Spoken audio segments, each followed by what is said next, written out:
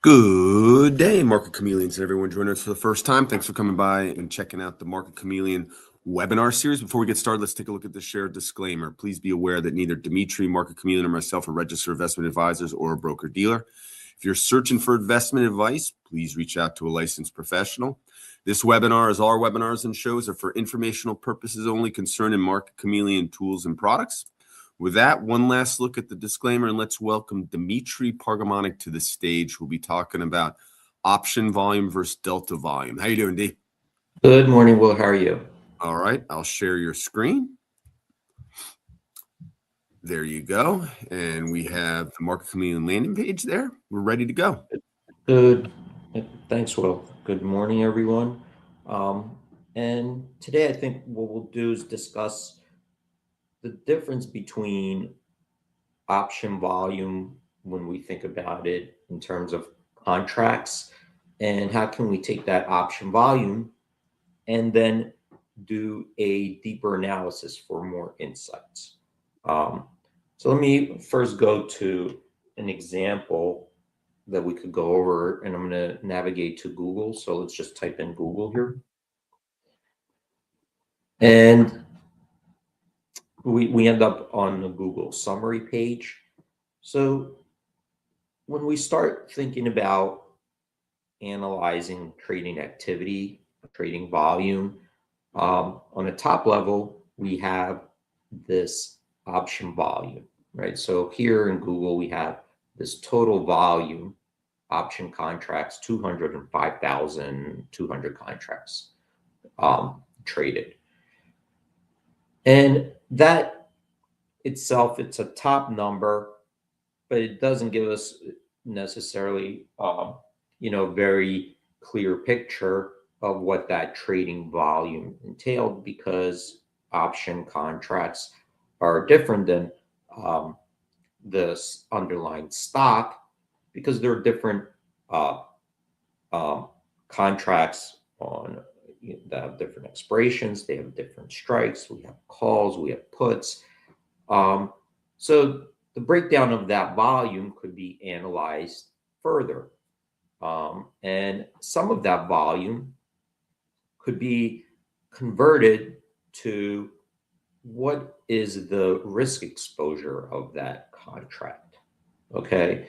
So we'll give it an example. I'm going to go to the option volume. Let's go to the option chain. So on the left-hand side, we're going to click on this option chain. And for now, I'm just going to minimize this menu by clicking on it, expanding our screen. And here in Google, we see these are different expirations available for trading in Google, and there is volume in all these different expirations, and we have different volumes. Some expirations have more volume, some have less. And let's say we click on one of these expirations. Let's go out here. This will bring us a different option chain. And here on this option chain, we have, calls on the left-hand side, puts on the right-hand side. And we see that there are different traded volumes on different strikes in the calls and in the puts. So when we look at this volume, we could see that it's not all the same. And traders could be expressing something different based on the options that they're trading. So for example, if we look at Google and we go up in strikes, there's volume in strikes that are over 40% above the current stock price, right? Like here's a 490 strike, you have 14 contracts. Here's a 470 strike, you have 150 contracts traded. And if we scroll around, you can see that there's volume in the money calls. So here's 20 contracts traded in the 270 strike. So you can see here the stock's 338. So this is already in the money. And you have at the money contracts where the strikes are relatively close to where the stock price is, and we have volume in there. So all these contracts that are on the board have different risk characteristics. So, and when somebody chooses to trade one contract, this has different risk characteristics than a different contract. And we could take that. So if we take that volume, we could start converting it into those risk metrics or risk exposure. And one way to do that is to look at the delta of that option. Okay, so now we have these deltas on the left-hand side. So here you could see let's just take a 270 strike. Right? This 270 strike, this call is in the money because the stock is already above the 270 strike, right? So if you're looking at a 270 call, if you exercise a call and buy the stock at $270, well, the stock is at 338. Obviously, that is in the money, right? You're buying the stock below the stock price. Of course, you got premium in, you could have time premium in here, but the point is that the stock is already above that stock price. So the sensitivity of this option, right? The sensitivity of this particular option to a change in the stock price could be high.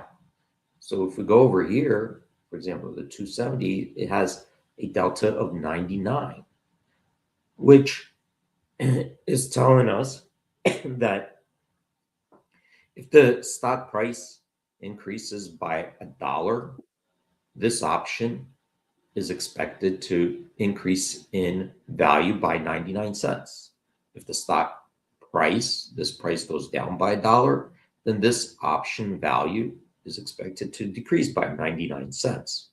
So it's very sensitive to the stock, to $1 change in the stock price. That's a delta. But let's go to a different option. Let's say 490. So this option you could see is far away from this current stock price, right? If the stock price is $338, well, this 490 strike is way above there. So it's not in the money. It's way out of the money. It has to rise, by a lot over here. We're almost 45% increase just to get to that stock price. So if we look at that option, the delta is 1. The call has a 1 delta, meaning that if the stock price increases by $1, the expected value of this option it's expected to increase by a penny, right? By 1 penny. And if it decreases by $1, it's expected to decrease by a penny.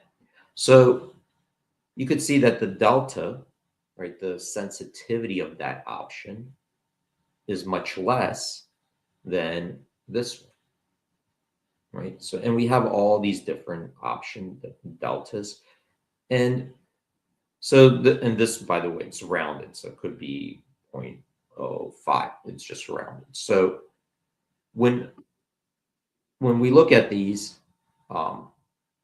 traded volume, we could get more insights. Well, what are people trading? Right? Are people trading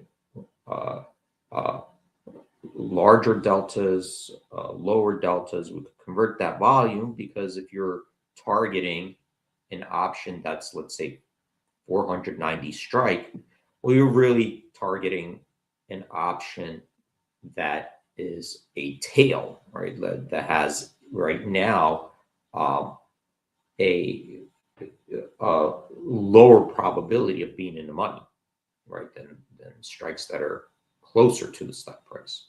So the targeting something that is way out of the money is much different than targeting something that's at the money or in the money. And we could take that volume right, the contract volume and convert it to the delta volume.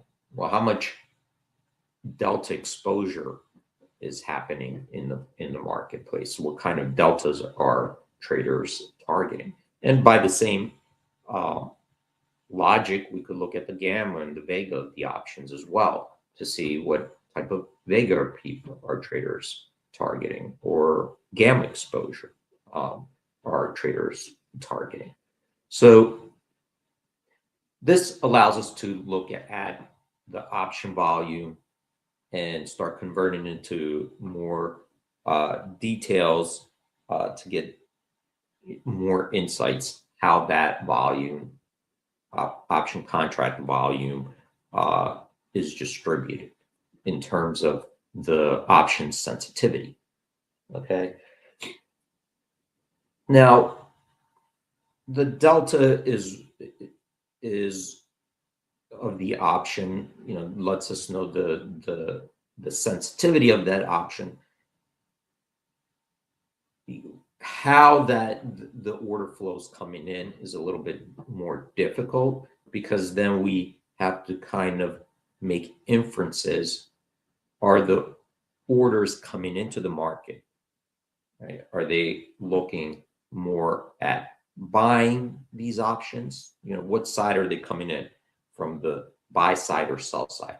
And that takes an interpretation and inference using the surrounding data. So we never know for sure exactly how that order flow is coming in, because that indicator isn't on the tape, right? So there's no such indicator where the exchanges reveal which side is doing what. They just show you the trade. So then we have to go and do our own analysis of what we think is happening, right? That takes more of analytics and building an inference from that analytics.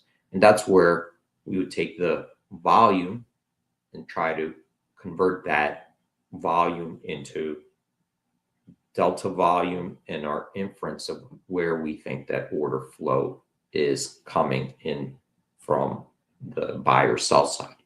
Okay. And I'm just going to show you just really quickly, basically the order flow sentiment. If we come back to the menu and click on the order flow sentiment, that's kind of what is coming. I'm going to close this menu again. That's what this order flow sentiment is attempting to analyze, that order flow in the options, converting it into a delta volume and keeping an aggregate count throughout the day. So when we think of the order flow and option volume, well, it could switch around. It could come in bullish, it could come in bearish. It could start out bullish and then go bearish, or it could be balanced throughout the day. So this is taking that volume, converting it to the delta volume, and the interpretation of where that incoming order is targeting the buy or sell side. Of course, on the puts, it would be the opposite of the calls. Selling puts is more bullish, buying puts is more bearish. Selling calls is bearish, buying calls is more bullish. And then if we take an aggregate, on aggregate, this is in Google our interpretation how that order flow looked like throughout the day, using that delta volume or the sensitivity of the option to the underlying move of the stock, up or down $1. So, Will, I'm going to throw it back to you. I think I covered that part. Yeah, that was excellent, D. Thanks for bringing that to the Chameleon community. You have a great day, my friend, and we'll see you tomorrow. Thanks, everyone, for joining. Stay safe out there. Have a great trading day. We hope to see you tomorrow. All right, we'll see you tomorrow, D. Thanks. Have a great day. Bye-bye. Hey, everyone. Thanks for joining another Market Chameleon webinar. Remember, thumbs up, always greatly appreciated. If you're new to Market Chameleon's webinar series, remember to follow us. You'll be alerted to all the webinars on YouTube or Facebook.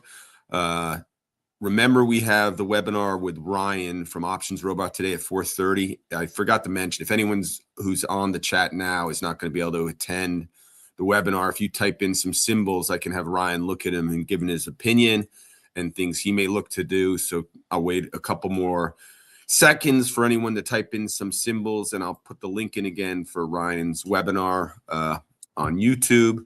That will go off at 4:30 today. You will get an email if you're in the email system. So anyone who's not going to be there, types your symbols in now. Remember to like, follow on all the social platforms. Everyone have a great, safe trading day. And we will see you maybe at 4:30, maybe at tomorrow's show with Dimitri at 9. I see APP you want us to look at. All right, perfect. Hopefully we'll see you at 4:30, everyone. Have a great day. Bye-bye. SPY, I see Rob. Thank you. All right. I'll put those in.